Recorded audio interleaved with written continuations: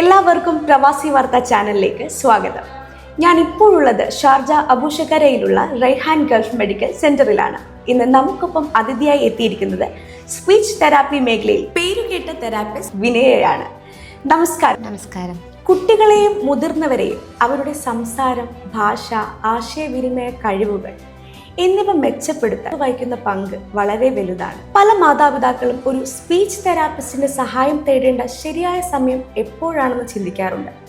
കുട്ടികൾ ശ്രദ്ധിക്കേണ്ട ആദ്യകാല ലക്ഷണങ്ങൾ എന്തൊക്കെയാണ്? കറക്റ്റ് ടൈമിൽ അത് ചികിത്സിച്ചാൽ ഒരുപാട് മാറ്റങ്ങൾ ഉണ്ടാകില്ല. അതെ, ഇന്നത്തെ കുട്ടികളിൽ കൂടുതലായിട്ടും നമ്മൾ സംസാര ഭാഷാ വൈകല്യങ്ങൾ കാണാൻ പറ്റുന്നുണ്ട്. അപ്പം ഓരോ പാരൻസിനും ഇങ്ങനെ ഒരു ആശങ്കയുണ്ട്, എന്ന് നമ്മൾ സ്പീച്ച് തെറപ്പി കൊടുക്കണം, സ്പീച്ച് തെറപ്പിയുടെ ആവശ്യമുണ്ടോ എന്നിങ്ങനെ കുറേ സംശയങ്ങൾ അവർക്കുണ്ടാവും. നമുക്ക് ആദ്യ വർഷങ്ങളിൽ എടുക്കാം. കുഞ്ഞുങ്ങളുടെ ആദ്യത്തെ 1-ാമത്തെ വയസ്സിനുള്ളിൽ നമ്മൾ നോക്കേണ്ട കുറച്ച് സയൻസ് നമുക്ക് പറയാം.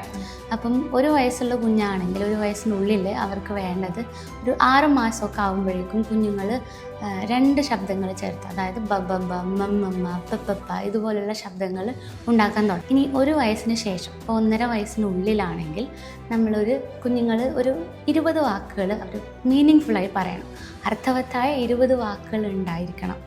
അപ്പം അവരുടെ ഫസ്റ്റ് വേർഡ് മുതൽ അമ്മ, അച്ഛ, അമ്മ, അപ്പ, അങ്ങനെ ഫസ്റ്റ് വേർഡ് മുതൽ ഫങ്ഷണലി അവർ ഉപയോഗിക്കുന്ന കുറേ വാക്കുകളുണ്ട്.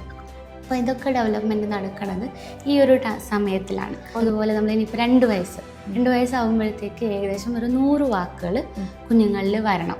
100 വാക്കുകളിൽ കുറവാണുള്ളത് എങ്കിലും അതുപോലെ അവർ 2 വാക്കുകൾ ചേർത്ത് പറയാൻ തുടങ്ങണം.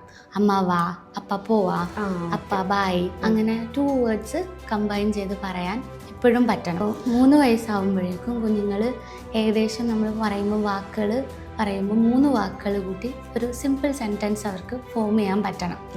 അപ്പോൾ നമ്മൾ വാക്കുകൾ എടുക്കുമ്പോൾ ഒരു നൗൺ ഉണ്ടാവും, ഒരു വേർബ് ഉണ്ടാവും, ഒരു ഒബ്ജക്റ്റ് നെയിം ഉണ്ടാവും.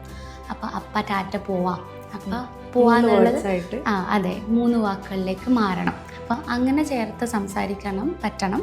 ഇനി അങ്ങനെ ഇല്ലയെന്നുണ്ടെങ്കിൽ വാക്കുകൾ കുറവാണ്, ആക്ഷൻസും ഇതുപോലെ 2 വേർഡൊക്കെയാണ് പറയുന്നതെങ്കിലും നമ്മൾ ശ്രദ്ധിക്കേണ്ടതായിട്ടുണ്ട്.